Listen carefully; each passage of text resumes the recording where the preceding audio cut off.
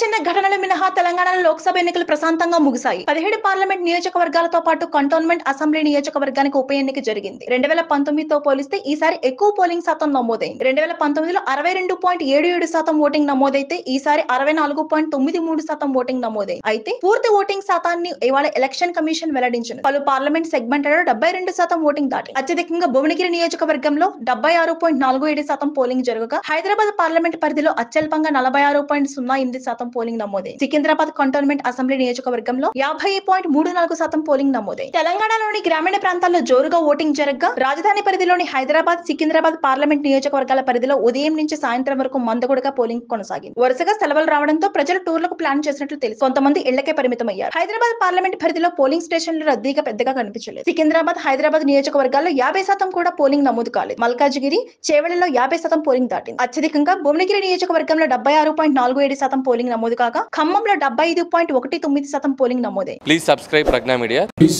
like, share, subscribe to Pragna Media. Pragna Media, please do like, share and subscribe. Please subscribe to Pragna Media. Please like, share and comment if you like the video. Pragna Media.